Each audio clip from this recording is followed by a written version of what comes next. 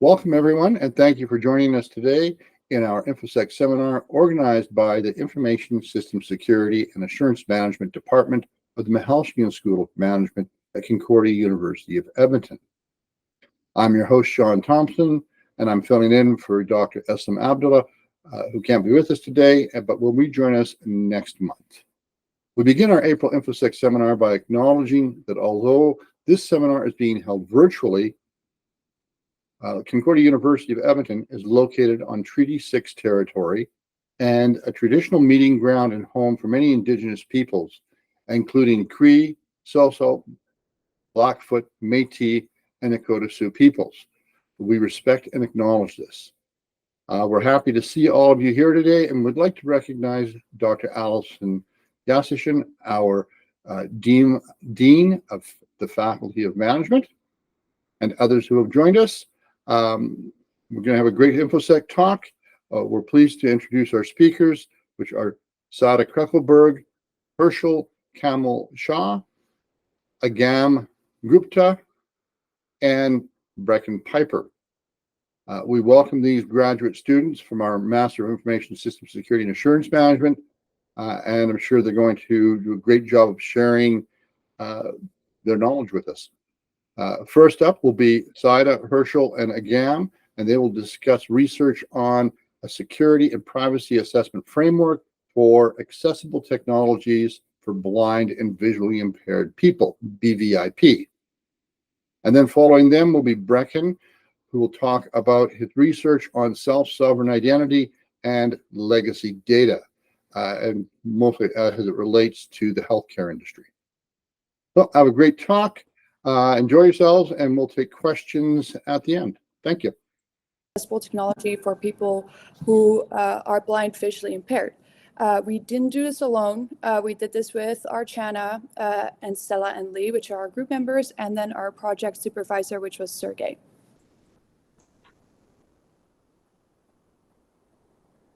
Next slide, please. Thank you. Okay, so for the agenda today, we're going to talk about the project scope, the project objectives, identifying vulnerabilities in AT for BVIP, selecting base standards for framework development, control identification, auditing the controls, testing the framework, and expected results.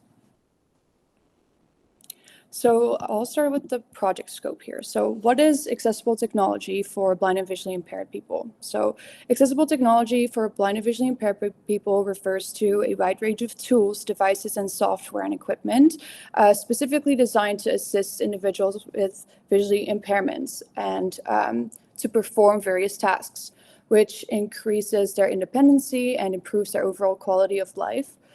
So these technologies aim to bridge the gap between BVIP, so blind and visually impaired, and the visual-oriented world that we are living in. So solutions for everyday challenges such as navigating, reading, writing, communicating, and accessing information is something that we focused on. And examples of accessible technology for BVIP include screen readers, braille displays, navigation apps, optical character recognition software, or graphics. So why is it important to consider security and privacy for the accessible technology? So considering security and privacy for accessible technology for BVIP is crucial because of the protection of sensitive information. So many AT devices and software handle sensitive personal information, such as medical data or communication logs. Also performance preferences. So ensuring robust security measures protects this information from unauthorized access, data breaches, and identity theft. It also prevents exploitation. So there's a lot of vulnerabilities in AT systems that can be exploited by malicious actors. So leading the various threats such as data manipulations and unauthorized access to devices and networks and distributes of services. There's also the user trust and confidence. So security and privacy concerns can undermine users' trust and confidence in AT solutions. So prioritizing security and privacy developers can enhance user trust, satisfaction, and adaptation of the AT products, which will help them in the future. Also, legal and regulatory compliances. So adhering to the security and privacy regulations and standards, it is essential for AT developers to avoid legal consequences. So that's also why we have been researching this. Why AT for BVIP selected for the framework development? So why did we choose this? So it's a high vulnerability. BVIP really relies on AT for various aspects of their daily lives, making them particularly vulnerable to security and privacy risks. It also leaves a significant impact. So security and privacy breaches can have severe consequences, including compromised personal information and loss of independence, and sometimes even physical harm. So we also found that there was a bunch of gaps in existing frameworks. So while there are frameworks and standards for accessing security and privacy, in general, technology products lack a specific framework tailored to AT for BVIP. So there wasn't really a framework that really focused on the blind and visually impaired. So we wanted to focus on that specifically. And then also the ethical part of it. So ensuring that security and privacy aligns with ethical principles and inclusivity, accessibility, and protection of vulnerable populations. So we just kind of wanted to focus on that part as well. So a comparison to the frameworks that have been researched that weren't obviously about BVIP, but have been frameworks that are similar to it, were the NIST SP 853. So that's the National Institute of Standards and Technology. So NIST provides a wide range of standards and guidelines for information security and privacy applications. So that's what we used for it to base our research off of, ISO, so International Organizations for Standardization. So ISO provides international standards for a broad range of industries, including information security and privacy. We used the CIS, which is a critical security control version. So the CIS provides a prioritized set of actions for cybersecurity, known as the CIS controls, and they're a widely adopted and practiced framework. And then we also use the ISO 27799-2016. So this is a special framework by ISO, which is specifically for healthcare industry. So that's the one that we use as well. Now I'm going to hand it over to my classmate, Agam. Thank you, Saira. We are now going to talk about the project objectives. As Saira just briefly explained, a significant part of the global population suffers from visual challenges, and there are numerous efforts worldwide to help the BVIP. Not having BVIP as part of the mainstream life costs the global GDP around 2%. Thus, many researchers, developers, and manufacturers are rushing new technologies and products into the market without proper assessment of the product cybersecurity posture. Thus, the framework we develop in this project will be targeting these developers and manufacturers. Today, if you go to the FDA website, there are numerous examples of product rollbacks in medical device category. Rushing the products into the market puts the users at risk of cyber attacks and the privacy breaches, as well as the developers with the burden of dealing with aftermath like bad press, monetary losses, competitive disadvantage, and bug fixes, etc. Thus, with this framework, we aspire to set a prerequisite for pre-market approvals. This will also help ensure the assistive technologies meet accepted standards all over the world, thus ensuring wider markets. At the same time, with this framework, we aspire to ensure privacy and security of AT for BVIP so that it is more accessible.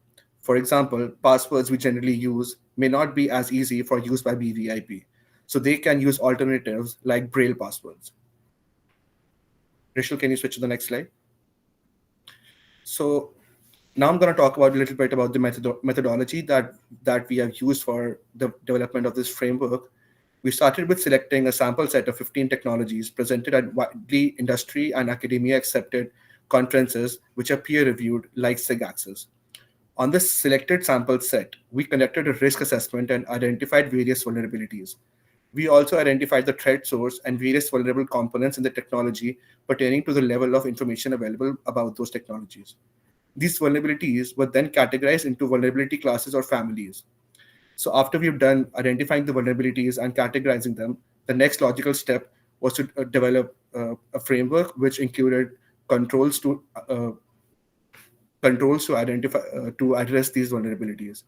As Saida previously mentioned, for controls and base standard selection, we reference various frameworks and standards like ISO 27002, 2022, NIST SP 853, and CIS.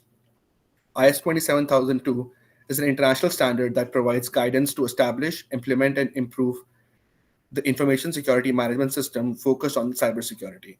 CIS is a set of actionable best practices to mitigate the most common cyber attacks. PIPEDA is the federal policy law. It sets out ground rules for how to handle personal information. NIST SP 853 is a cybersecurity standard and compliance framework. We relied heavily on NIST for this project as it helps address the vulnerability categories identified in the previous steps better. Moreover, all the standards and frameworks we just talked about can be better mapped to NIST framework. Now I would let Hrishil talk further about how the vulnerabilities were classified and the next steps we took thereafter.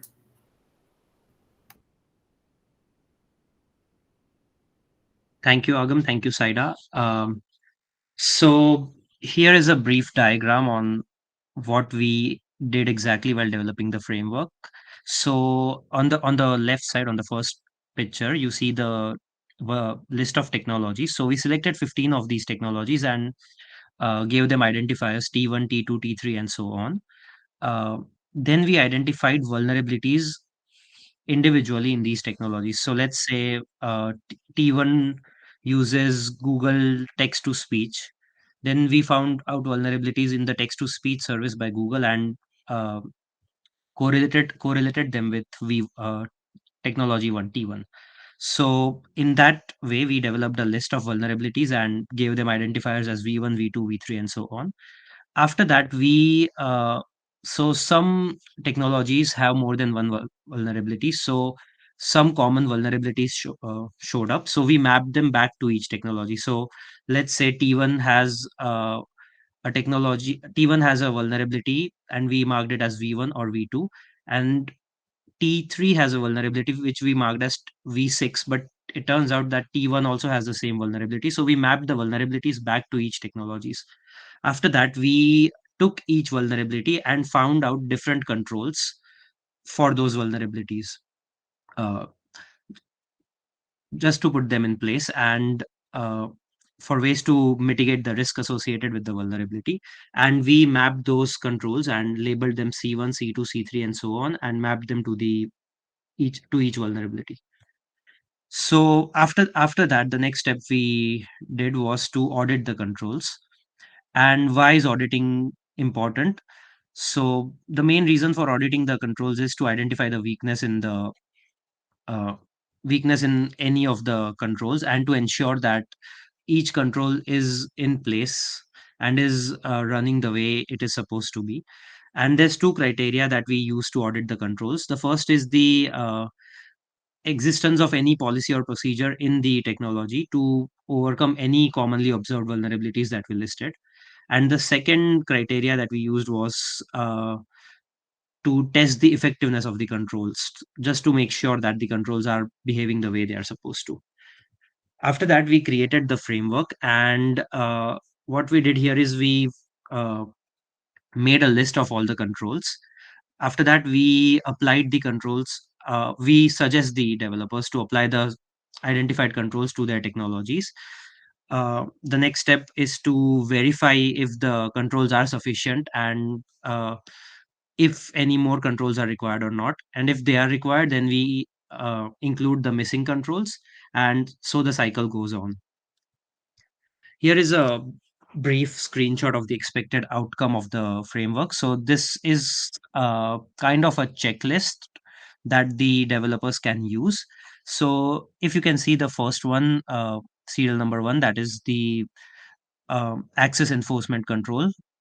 So how do we verify this control is by checking if a password policy exists to set the password or change the password.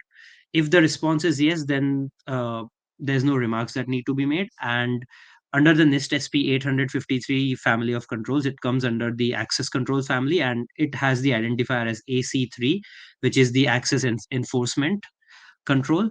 And ISO 27002 also has a mapping to NIST. So relevant controls in ISO 27002 for this particular control would be the principles A515, A533, A83, A84, A818, A820, and A826. There's one more example here. So if you see serial number 4, that's the least privilege control. So how do we verify that? We ask the question if the user has only the least privilege to perform the duties, or does the user have access to any other part of the technology which is not supposed to access.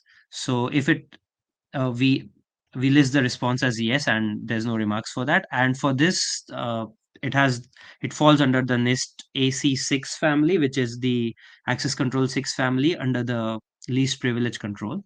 And the ISO 27002 and 2022 principles mapped to this NIST control would be A515, A82, and A818. So this is just a small list. We have created a long list of vulnerabilities and the controls for the manufacturers and developers of these technologies.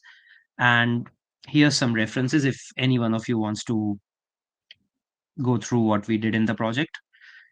And here's a list of supplementary materials. So if you scan this QR code, it will lead you to a website which we have created, and it has all the different tables. So it has a list of technologies that we have used.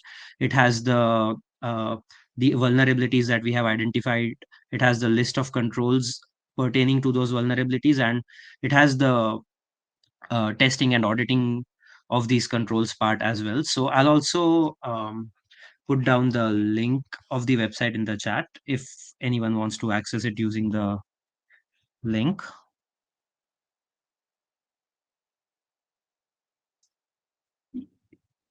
Yes, so that's the list of supplementary materials.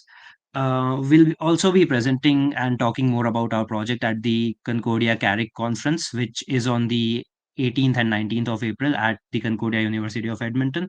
And if any one of you wants to learn more about our project, what we are doing, then please do attend this conference. And Saida, can you put the link in the chat for RSVPing? Yes, give me 1 second. Yes, so if you want to know more about our project and talk to us, meet our other group members, then please do attend the CARIC conference. Any questions? Okay, so I've unlocked microphones and we'll now open it up to any questions.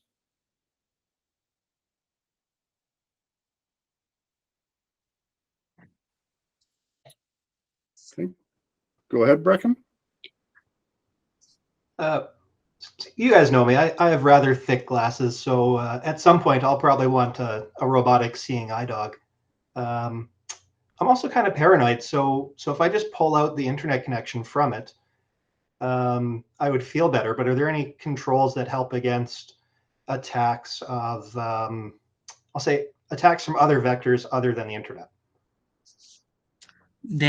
There's actually a similar technology that we have used for the development of this framework. It's not a seeing eye dog, but it's a robot that just gives directions to the blind and visually impaired individuals. So we did identify a few vulnerabilities in that technology, and there's some controls that we have listed and also ways to audit those controls based on that technology. So I would recommend you to visit the website, the link that I have put in the chat, or the QR code as well. And I think it would be either T6 or T7, and that robot's name is Cabot, that is CABOT. So that we have identified a few vulnerabilities in a similar technology as well. Any other questions? Yes, Robin, go ahead.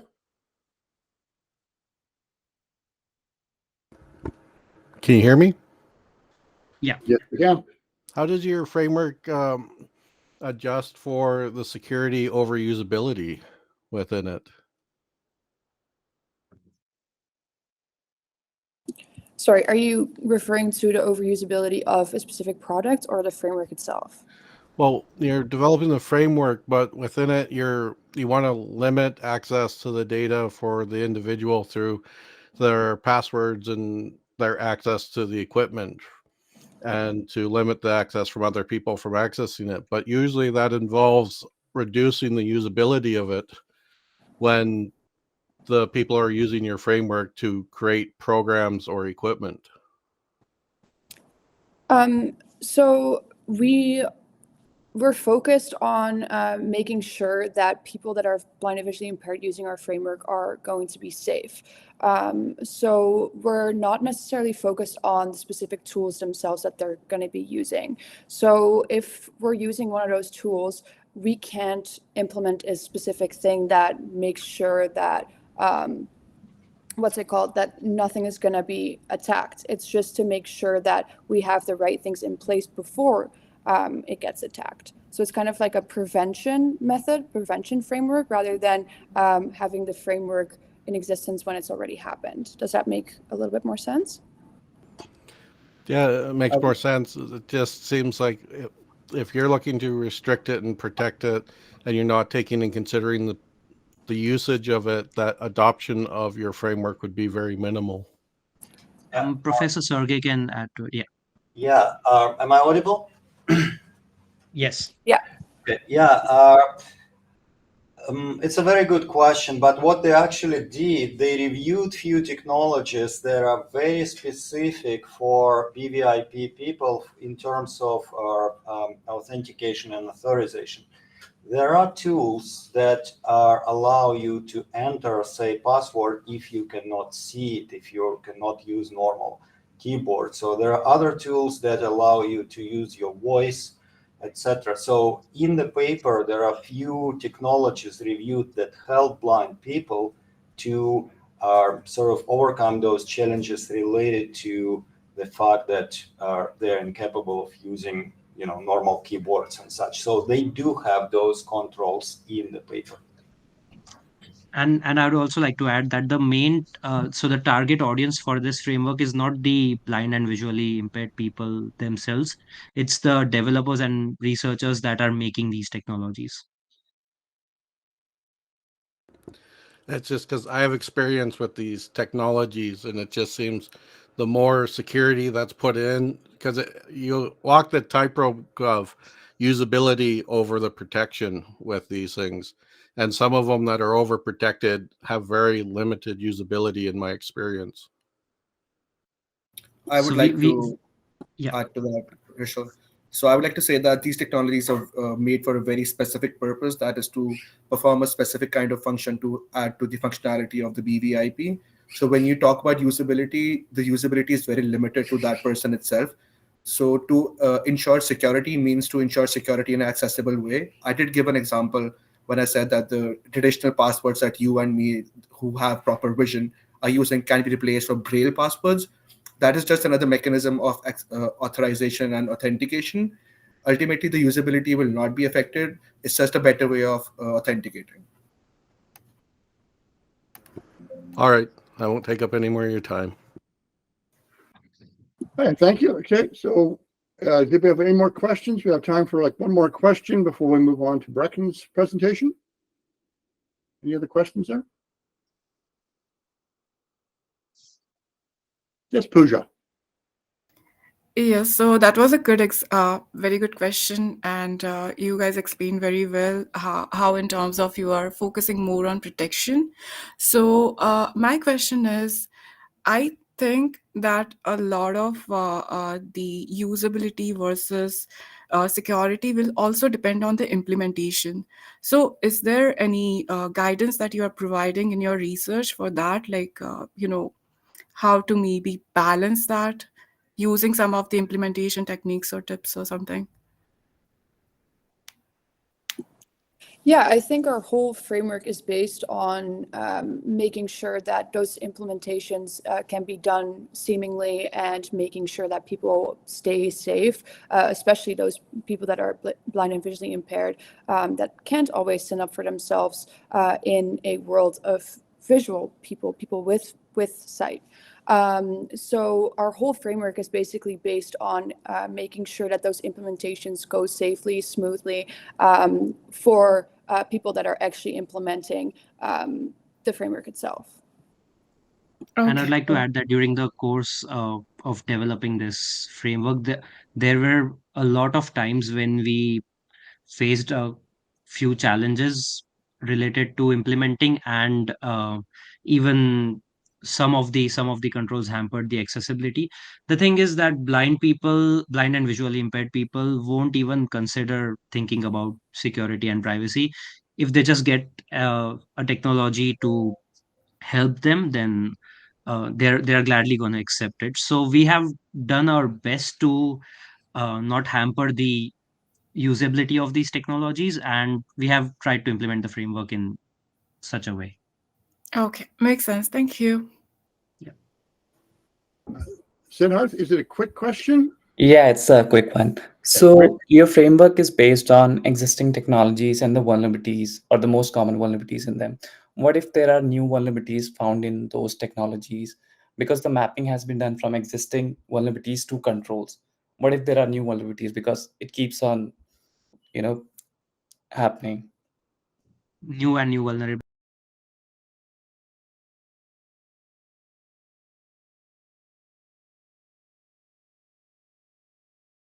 are only for uh, there are a few technologies that rely um, that are actually offline as well.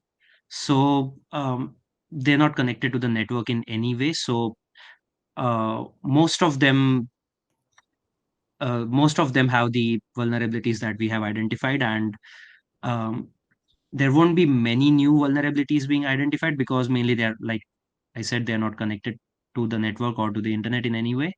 But you're right, for the technologies that use a mobile device or uh, anything that is connected to the network, will need to keep updating the framework. Okay. Thank you. Yes. Excellent. Thank you very much. It was a great talk. And we're going to move on now to Brechin. Hrishil, I'll get you to stop sharing your screen and allow Brechin to share his. All right, good afternoon, everyone, or potentially morning if you're in a different time zone. All right, let's get our presentation going.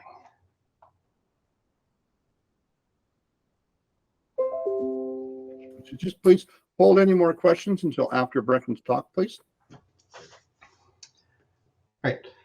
As Mr. Thompson said, my name is Brechin Piper. I'll be talking about self-sovereign identity, which is a term that I'd say most people have not heard of unless they've been to one of my presentations before, or your name is Dr. Sergey Budakov. Agenda, I have two big things I want to cover. First, what is self-sovereign identity? And then once we got a quick grasp on that, how can I apply that to an existing problem, like accessing a data center that exists in healthcare? Throughout this, I'm also going to ask you guys for, I'll say, some audience participation. I know it's very hard with microphones, so I'll ask you guys to figure out where the thumbs up and thumbs down buttons are. We'll use emojis and we'll communicate like new age kids. Before I talk about self-sovereign identity, we should talk about the guy who came up with the term, a guy named Christopher Allen. I'm going to assume that almost no one on the call has heard of him. If you have, feel free to give me a thumbs up, and I'll give you your internet street cred. We are using something that Christopher Allen has co-authored today. He is the co-author for Transport Layer Security, which for most people means HTTPS. So if you check the browser of this connection right now, you'll notice we're using HTTPS. So something that Christopher Allen wrote is being used daily, minutes, all the time. Another thing before we talk about the principles of self-sovereign identity, I just want to say I personally have a big problem with the name. So I have a military background. I was in the Canadian Army for 15 years. And in my mind, sovereignty is the purview of nation states. And when you say self-sovereignty to me, I imagine a sovereign citizen or a freeman on the land, some guy getting pulled over and arguing with the police that I can't get tickets because I'm a private citizen and I don't agree to corporations. The name doesn't give me good vibes. There are many other names out there. that are similar. So you might have heard of something called decentralized identity. Some people would say digital identity, identity over IP. If you don't like the name, you're not alone. Okay, that's my rant about the name. So let's talk about the 10 principles that Chris Allen came up with. They're posted on a great blog of his, Life with Alacrity. I definitely recommend that you go and check it out. So the first principle, pretty easy. You can summarize this one as I think, therefore I am. So if something exists, you should be able to give it an identity. The flip side of this coin is a person can have multiple digital identities. So if I want to have a professional identity, similar to my LinkedIn account, I can do that. If I was an author, I could have multiple pen names with multiple different identities. I could have a decentralized identity or an SSI identity for my gamer tag, many, many things. But each of those identities can only map back to one person or legal entity is the key principle here. So if this is my identity and I have sovereignty over it, it kind of makes sense that I would be the one in control of it and the associated data. If I'm in control of it, it makes sense that I should be able to access my own data. I'm sure some people have heard of the concept of security through obscurity. Chris Allen is rightly not a fan of that. He's codified that in the idea of transparency. So whatever technical black magic is going on under the hood to make this work, it should be open so that people can review it, they can audit it, they can pen test it, they can get bug bounties, all those things. It shouldn't be hidden because that never leads to good security.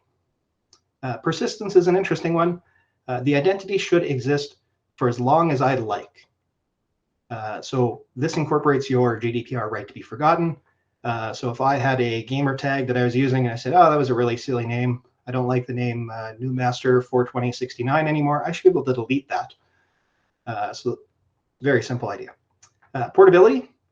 I should be able to take my identity information and move it from one place to another. So if I don't like the data center or service it's on, there should be a way to move it to another one that I do like. I constantly think that if something's portable, it has to be interoperable. Interoperability is honestly easier than portability. It's easier to get two things to talk and exchange information than it is to wholesale pick up a lot of information and move it from one service to another. The other piece of interoperability is we're going to say the reuse of data. So if I got a digital driver's license, I should be able to use that in many, many ways. I shouldn't have to get a new digital driver's license every time I have to show it. Going from control and access, it would kind of make sense that if it's my data, you should ask for my permission in the form of consent before accessing it, and I should have some way to give it to grant and revoke consent. Minimization kind of goes with interoperability. We're trying to hide as much information about me as we can while still being useful. The last one, and this is another one where I personally disagree with Christopher Allen, he places an inordinate amount of emphasis on the protection of the user, even over getting a tech solution that works. So I think that kind of talks to the question that Robin had for the last group. Do you want something that works, or do you want something that's secure? Compromises have to be made between the two. So this is the original definition. It's the most popular one. There's another great definition by a group led by a guy named Sedmeyer. For that one, he basically boiled down these principles and then added two more and said, we should also really focus on usability. So this needs to be friendly, it needs to be usable. It also needs to be reliable. So thinking in Apple terms, it just has to work.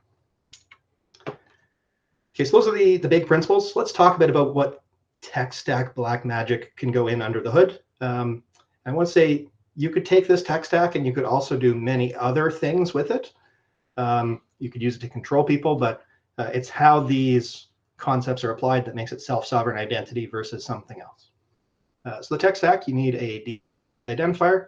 So that's a unique number or address that maps to whatever identity you're trying to control. You need a place where I can go and look up all these identities. The identities come with a public-private key pair, so that you get all the benefits of public key infrastructure or public key cryptography. And ideally, if I'm in charge of my data, I should have a place that I can store it. Some more, I'll say, foundational knowledge. For public key cryptography, it might not be a very familiar concept to everyone on the call. So the basic idea is you have two keys, encryption keys. One's public, one's private. You want to keep the private one private, and you want to keep the public one public. So using those keys, you can turn this lock either left or right.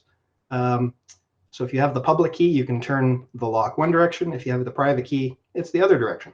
So with these two keys, you can communicate securely with people. You can also do probably the most underrated piece of public key infrastructure, which is you can digitally sign a document and prove that you're the author of it. So that's public key crypto. There's another interesting thing, probably new to many folks. There's this concept of zero knowledge proofs. I'm going to say this is a very old concept because the analogy I'm going to use to describe it is Alibaba's cave. And it's illustrated in the top of the screen here. So you've got this cave, it's kind of a circle, and there's a magic door out of sight in the cave. You're going to send your friend, we've got this little person with pigtails, so I'm going to say on the call she's closest to Tseide. Tseide is going to go down the cave, and Tseide says, I know the magic word to open the door. I go, sweet, prove it. One way she could prove it, she could just tell me the magic word. But what if she wants to prove it without sharing the magic word? So what she could do is she could go down one path of the cave. And once she's gone out of sight, I'm going to tell her to come down the left or the right side of the cave, and she'll do it. I go, okay, the first time, well, you had a 50-50 chance of getting it right. What if I do that experiment 200 times, and she always comes out the right side of the cave? That would probably be enough for me to prove that she knows the magic word because she's somehow able to get past the door, and she hasn't told me the magic word. So she's proved that she knows something without sharing what that something is. So that's a crazy concept. There's lots of tech black magic under the hood to make it work. The other thing I want to call out, this is not a proof like a mathematical proof like a squared plus b squared equals c squared. This is a proof that's very much enforced by brute force and running it multiple times. All right, let's look at some actors. So in an SSI system, it's really no fun unless you have at least 3 people in every scenario. So in this scenario, we'll have a degree granting institution, could be Concordia. We'll have a potential employer, could be a hospital, and we'll have someone with an alter ego. We'll call this guy Donald Blake. So Concordia is going to give him a medical degree, but we're going to do it in the new age self-sovereign identity way. So instead of giving him a physical piece of paper, we're going to sign using the private key, some information. We'll call that a verifiable credential because it's signed, there's a signature. We can use tech to prove that Concordia was the one who gave it. Our guy in the middle here, Donald Blake, now says, I'd like to go work at a hospital since I just got a medical degree. And he can send them digitally his degree, and he can use zero knowledge proofs to hide some of the information if he wants. And the potential employer, if they have any questions, they can always reach out to Concordia University because we have a way to look them up. They have a decentralized identifier, and they can say, hey, is this your signature? Is this still valid? So that's the very basic interaction for self-sovereign identity. And some of you might say, hey, I've got deja vu of this. Give me a thumbs up if you're like, this looks familiar, but I just can't place it. So you might say, hey, this looks a lot like HTTPS or anything with certificate authorities. I've seen this before with a server, a client, and a certificate authority. And if so, you're right. This is not a new concept. This has been used on the internet for quite a while. So what's really new here is we're just pushing some of the tools out to people who didn't have those tools before. So every institution having a identifier and a wallet and a key pair, that's kind of new. I'm not going to say it's entirely new because people have been doing this since the 80s with pretty good privacy. It just wasn't usable and user friendly, so no one really did it except some extreme privacy nerds and organized crime. Okay, let's look at some practical examples. I did not create this driver's license. Someone apparently used it to apply to a cannabis dispensary in Calgary. So let's look at buying some cannabis or an age-restricted item like liquor or alcohol. Give me a thumbs up if you think you need to share all of this information in here when you're trying to buy a product. And give me a thumbs down if you think you're oversharing the information. All right, I'm unanimously seeing lots of thumbs down. We're oversharing when I show this much information. I think what we're all probably thinking is, well, if they're trying to figure out my age, what do they need to know? You go, okay, well, you need to know my age. Well, is it even age? Could we refine that further? Maybe the question should be, is Brechin over the age of majority? And that could be defined as kind of a binary yes, no, and you could use a zero knowledge proof to get there. The other thing you might say is, well, I'd like to know it's, Brechin sending me this proof, so maybe I return a picture, or maybe I use some other facets of a zero knowledge proof to convince you that I, Brechin, or in this case, Thor Odinson is over the age of majority. So that hits a lot of your principles. So you're minimizing data, you're reusing data via interoperability, we're protecting the user. This could be done multiple ways. It could be a QR code, or it could be something using a very cool app. I don't want to get into the tech layer too much. Just the concepts is what we're really trying to hit on today. Okay, so that's an easy one. So now let's look at one. Hopefully I'm not bringing up PTSD or bad memories for everyone. COVID was a thing. And I think most of us had some sort of proof of vaccination. I, at the time, under the federal healthcare system, and mine was quite painful. My QR code was not recognized by many people. It wasn't very interoperable. So in a self-sovereign identity system, everyone's got a digital identifier. So a patient can go to a doctor, you can get your vaccine, and then I could digitally get my proof of vaccination, signed from that doctor or nurse or healthcare practitioner. Then when I go to a venue or a restaurant or whatever's asking, hey, are you vaccinated? Maybe I'm traveling for pleasure or work and I need a malaria vaccine for that country. Instead of saying, hey, here's my vaccination book with every vaccine I've ever had, or here's a QR code saying the date and the brand and the lot number and all those things, we could use a zero knowledge proof and get back a binary, yes, no, this person is vaccinated to our standard. Okay, so those are some previous examples. I'm going to pause my screen sharing for a moment. Stop presenting. And I want to personalize this a little bit. So like I said, I was in the Army and I had federal health care. So when I left the Army, I was given this. And some of you might say this is an antique Bible. It weighs about the same. It's actually very heavy. I want to be careful not to drop it and break my keyboard. This is my healthcare record from the past 15 years. So I'll say it is portable because I'm holding it. Like I can take it places. But I'm going to say it's not very interoperable because no doctor wants to take this from me, which is why I still have it. So my healthcare data is trapped in a federal healthcare information system. So it exists. It's digitized. But I'm going to say it's not truly digital because when I tried to get it, they just gave me a printout, and that printout is not useful. So that's my personal problem. I'll say that's my motivation. The I see it is we have many healthcare systems. In Canada, we have a federal system for myself and people who are under the Indian Act. The provinces and territories each have a system. So really, we've got 14 healthcare systems. Each one is their own data silo. And once information is in one silo, it's very hard to get out and transfer it to another one. In fact, it really doesn't happen. So I'd like to get some more audience participation here. If you've ever moved countries or provinces, you've got the same problem. So if you're one of those people, can you give me a thumbs up? And if you've only ever lived in like one place, like I've never left Alberta, give me a thumbs down. All right, so I'm seeing a few people have the exact same problem as me. So how can we solve this problem? Well, we just talked about and learned what is self-sovereign identity. So let's see if we can do that and apply that concept. So my research objectives were really, can I solve this problem? And for me, it was a bit of a personal problem. So how can I get access to that healthcare data? How can I share it with my new physiotherapist and my new doctor in Alberta who doesn't have access to my old data. And ideally, if I'm going to change a system, I should improve the system or at least keep it the same. So we're going to use the CIA triad for confidentiality, integrity, and availability as our benchmark. So before we change a system, we should probably figure out what does the existing system look like. So this is a very simple little chart. We got a patient, we've got a doctor, we've got a data center in the bottom left corner, and we've got some institutional actors.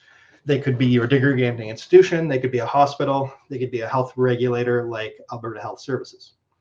So the way I see the current system, a smart person goes to school, they get a medical degree or a certificate of some kind that says, hey, I should be allowed to do medical things. They get hired by an institutional actor like a hospital or a healthcare regulator, who then onboards them. And as part of onboarding, they say, hey, here's your account for Netcare. For those who aren't familiar, Netcare is what Alberta uses for their health information system. That's the database where all public healthcare data is stored. So here's your username and password for Netcare. And that's great because that doctor can log into Netcare and they can see patient records for almost everyone in the province. That's also not great because they can see patient and healthcare records for everyone in the province, whether they need to or not. So the other thing that happens here, at some point, you should probably form a relationship with a doctor. So if you get a family doctor, you might ask them, hey, what are your credentials? Or, can I look you up and see if you've had any disciplinary issues, things like that. And as part of that, the people at the front desk normally ask you to sign a disclaimer form, and in there you give them consent to look at your files in Netcare. I don't think that's a good audibility mechanism. If I called the health clinic and said, hey, has Brechin ever given you consent? And you have to go through 400 filing cabinets looking for my file with my John Hancock, with my one form that says, yes, I consent to this. The other issue is I don't have access to Netcare. And for the provinces that do have it, there are some ways through TELUS Health, I think, to get some access. I don't think it's user-friendly. So I'm not a fan of this system. There's problems. And like I said, if your data is somewhere else, so I had a surgery in Manitoba that has some impacts. No doctor outside of Manitoba can see that information. And I'm not in Manitoba currently. So to me, the information is lost. So here's my proposal. So I'm not a fan of role-based access, like using a username and password, like I've been using this example where the doctor just gets it by default. I would rather they have to get digital consent from me in the form of a verifiable credential. So here's my proposal. We're going to add a digital wallet to all of the actors. We're going to add a verifiable data registry, which is that lookup, that namespace, so I can check everyone's identities and map them to something. And I'm going to say we need to update that database. So instead of the database accepting a username and password that a doctor's given just because they're a doctor, I want to replace that with the database saying, hey, do you have a consent form signed by, I'll use myself as an example, signed by Brechin? And if so, here are files related to Brechin and only Brechin. You can combine that with other things. You can say, hey, if you want to write to Brechin's file, you need to show me a medical license and a degree and a whole bunch of other things to go along with that patient consent. I might say, hey, I really like Sean Thompson. I might give him consent to look at my files. But as far as I know, he's not a medical doctor, so maybe he shouldn't be able to write. Maybe he should only get read. And you can use self-sovereign identity and zero-knowledge proofs to update the access control engine or the policy decision point of that database. So instead of saying, do you have a username and password, it's, do you have consent and do you have certifications? And then prove it to them that way. Some additional research. So like I said, I have health data scattered across 7 jurisdictions. Based on the thumbs up, I think many people have them at least 2. What if I wanted to get a consult from a specialist in Germany or give someone here in Alberta access to my Manitoba file? Well, if every health jurisdiction launched self-sovereign identity and they were all interoperable, I could do that. I'd be able to look up someone and I'd be able to give them consent to access my healthcare data, even though my healthcare data is in a different jurisdiction. So that's kind of the routine case. The other thing, I'll say it's a teaser, come to Carrick or check my paper if and when it gets published.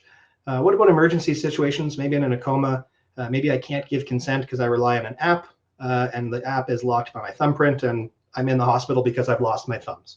There's many situations where it might be hard to get pre-existing consent. So I do have some proposals for what to do in emergency situations. And then the other thought I'll leave you with, this system seems to make sense. We're all, I'll say, rational adults. Not everyone is a rational adult. Some people are minors, or they're elderly, or they have other illnesses that are preventing them from making a sound decision. So how do you manage self-sovereignty for people who potentially shouldn't be self-sovereign?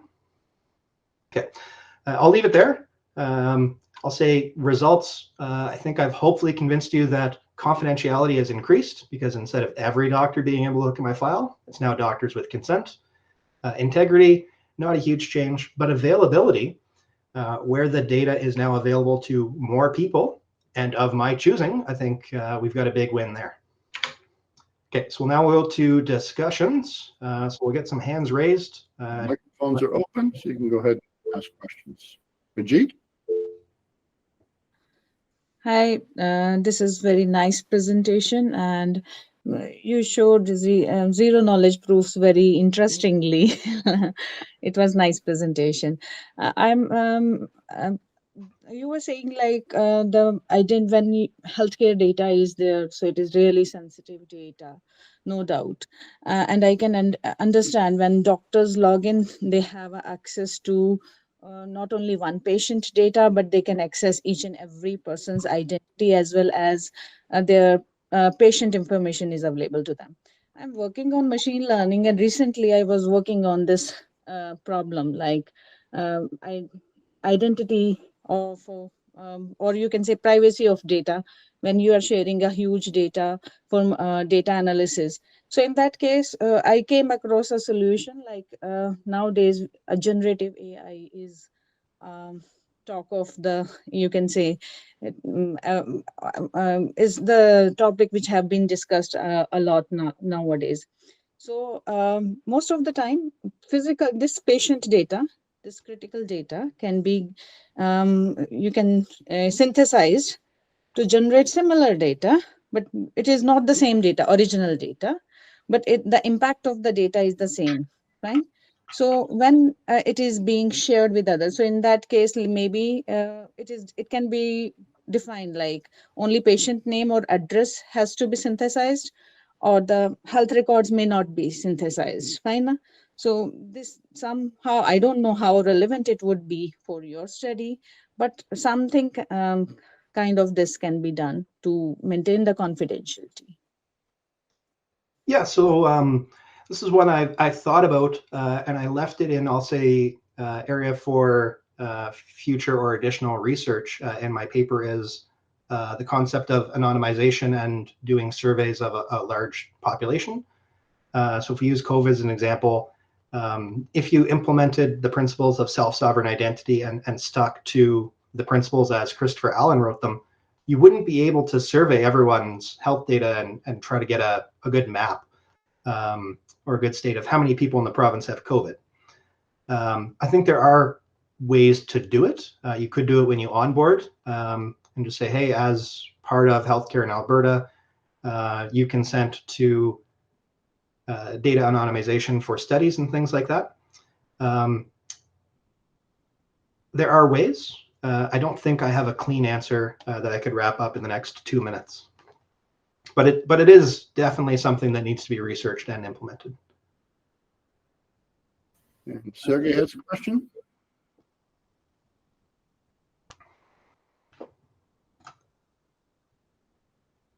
Sergey, you have a question?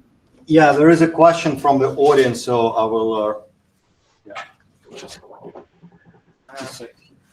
I do have a question regarding data integrity. There may be concern about the integrity of the medical data when transferring it to a digital wallet agent. Any alteration or unauthorization access could compromise patient care data, right? Yeah. What's the concern?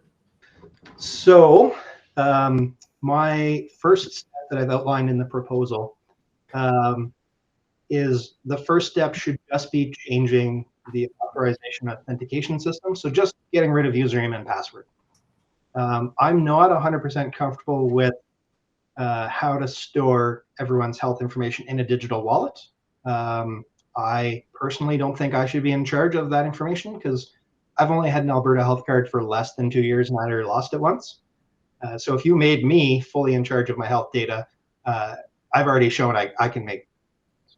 So I think my first step would be getting people comfortable with the concept of digital consent, how it can be applied, and leaving the data in the existing data center with its existing encryption standards.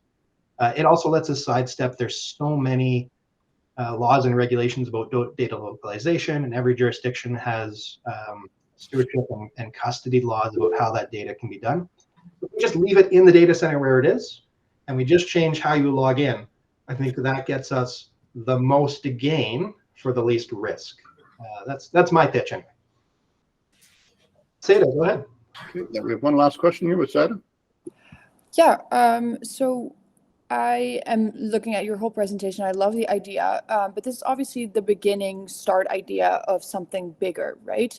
What do you think would be, how do you want to expand the research? Would it be legally? Would it be with the healthcare system?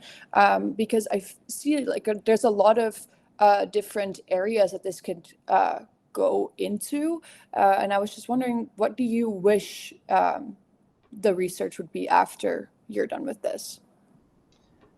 Oh, great question. So I think there are people who are smarter than me, at least in computer coding. There's a cool project called the Verifiable Organization Network, and it is funded by the government of BC, the government of Ontario, and the federal government. And they are running some pilot projects for how these concepts can be applied in real life. In fact, if you go and get a business license in BC right now, they'll set you up with a digital wallet and they will virtually give you your business license. And they'll register it on a blockchain called the VON or VON. So I think we're there, like the technology exists. I think what we need to study is the smart application. So you mentioned legal and medical. I think we really need to focus on usability and ethical concerns. So in my research, I looked at some studies on informed consent that basically showed after being given a very simple consent form with some simplified facts on it, only 53% of people could pass a test about how their data is going to get used. So I'm not too worried about the technology. It exists. If governments wanted to, I think it could be rolled out and applied. What I'm worried about is, could we make it usable enough so that everyone can make smart, informed decisions and not open themselves up to identity theft or data loss issues or things like that. So I think my focus would be usability, reliability. I think we're probably out of time. Yep, we're out of time now. So thank you very much for your presentation, Brechin, and Tseide, Hrishil, and Agam. Great presentations. Thank you, everyone, for joining us. Please join us next month when we will have Gerben Joy from Arctic Wolf here talking about cybersecurity as well. Have a wonderful day, everyone. Thank you, Sean. Thank you, Professor. Thank you, everyone. Thank you. Thank you. Thank you. It was very, very good. Thank you, Professor Shan. Thanks, everyone. Great presentation. Cheers. Thanks for bringing your class, Sergey.